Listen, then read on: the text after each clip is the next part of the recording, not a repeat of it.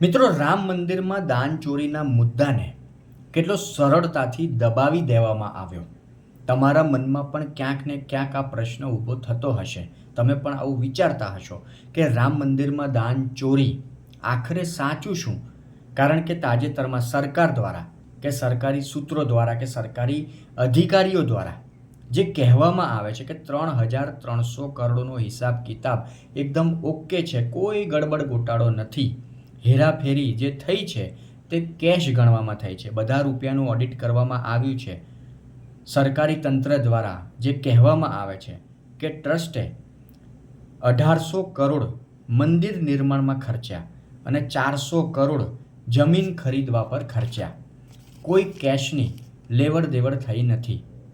જે કેશ ગણવાની પ્રક્રિયા છે, જેમ કે દાન પેટીથી કાઢવામાં આવેલું કેશ, જે મશીનથી ગણતા પહેલાં હાથોથી અલગ કરવામાં આવે છે, એમાં એસબીઆઈ અને સૈનિક સિક્યુરિટીના જે સૈનિક છે, જે બહારના છે, એ કર્મચારીઓ દ્વારા ચોરી કરવામાં આવી છે. એટલે 3,033 કરોડની વાત ખોટી છે.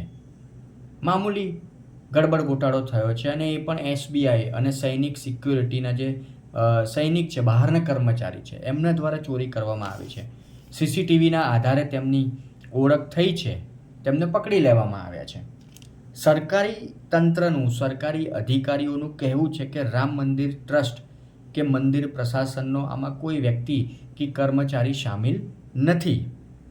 સરકારની ટીમ એમ પણ કહે છે કે એસઆઈટી જેમ જાંચ કરી રહી છે, એસઆઈટી જે જાંચ કરી રહી છે એમાં સુપ્રીમ કોર્ટની પણ નજર છે, સુપ્રીમ કોર્ટની દેખરેખ હેઠળ આ જાંચ થઈ રહી છે.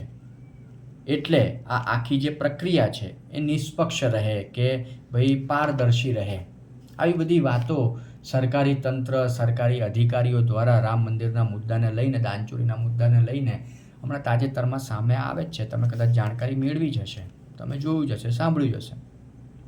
પણ અહીંયા સૌથી મોટો સવાલ એ છે, સૌથી મોટો સવાલ એ ઊભો થાય છે કે સુપ્રીમ કોર્ટ દેખરેખ રાખે છે, પણ આજે ક્યાંક ને ક્યાંક દેશની સામાન્ય જનતાને સુપ્રીમ કોર્ટ ઉપર પણ વિશ્વાસ નથી. અમુક જે પરિસ્થિતિઓ દેશમાં ઊભી થઈ છે એના લીધે સામાન્ય જનતાને સુપ્રીમ કોર્ટ ઉપર પણ ક્યાંક ને ક્યાંક વિશ્વાસ નથી, એવું કહી શકાય. તમે 100% મારી વાતથી સહેમત થશો. રહી એસઆઈટીની ટીમની વાત, તો સરકાર દ્વારા જ એસઆઈટીની રચના કરવામાં આવી છે. જે જાંચ કરી રહી છે એ ટીમની રચના કોણે કરી? સરકારે જ કરી. તો એના ઉપર પણ ક્યાંક ને ક્યાંક લોકોને વિશ્વાસ નથી. લોકો એમ કહે છે કે જ્યાં ચોરી થઈ છે, જ્યારે આ ખબર સામે આવે છે તો મેં ઘણી બધી કોમેન્ટો વાંચેલી, તો લોકોનું એમ કહેવું છે કે જ્યાં ચોરી થઈ છે ત્યાં જાંચ કરવાવાળા જે છે એ ચોર છે.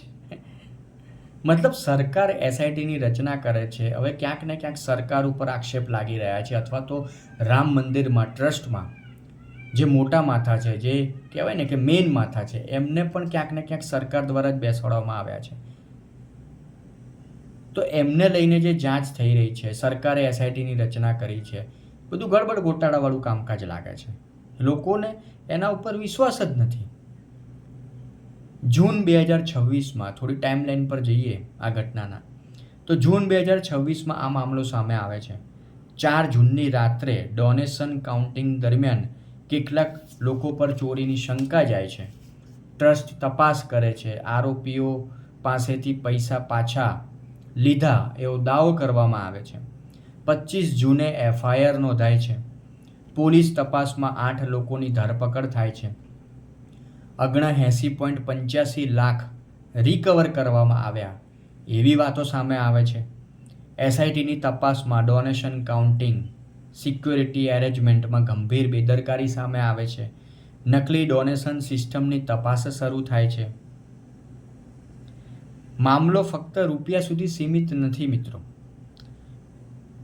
દાન ગણતરીની વ્યવસ્થા, રિસિપ્ટ સિસ્ટમ, જવાબદારી કોની, આ બધું તપાસ હેઠળ છે. આ બધી વાતો સામે આવે છે. પણ હવે સરકાર એમ કહે છે કે કોઈ મોટો સ્કેમ નથી, બધો હિસાબ બરાબર છે, કોઈ ગોટાળો નથી.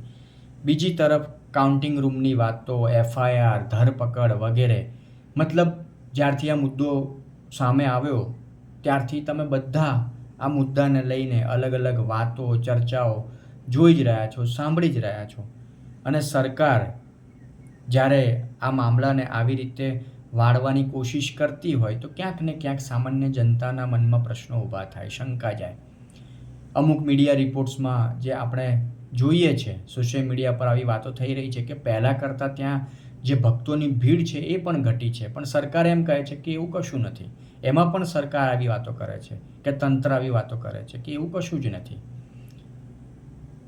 ક્યાંક ને ક્યાંક સરકાર, જે આગળ મેં શરૂઆતમાં કહ્યું કે આ મામલાને બહુ સરળતાથી દબાવી દેવાની ફિરાકમાં છે, કારણ કે સામાન્ય જનતાનો જે ગુસ્સો છે, સરકાર ભલે ગમે તે કહેતી હોય, પણ ક્યાંક ને ક્યાંક દેશની સામાન્ય જનતા જેમની આસ્થા સાથે મજાક થયું છે, એ ગુસ્સામાં છે. એ સામાન્ય જનતા, સવાલો ઘણા બધા છે અને દેશની સામાન્ય જનતાને સરકાર, તંત્ર કે કાયદો વ્યવસ્થા પર વિશ્વાસ નથી.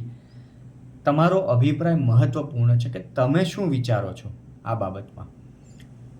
જે આખો ઘટનાક્રમ છે કે જે વાતો સરકારી તંત્ર, સરકારી અધિકારીઓ દ્વારા સામે આવી છે હમણાં તાજેતરમાં કે કોઈ ગોટાળો નથી, નાની મોટી વાત છે, ફલાણું ઢીકણું, તમે શું વિચારો છો? કોમેન્ટ બોક્સમાં મને જરૂરથી જણાવજો.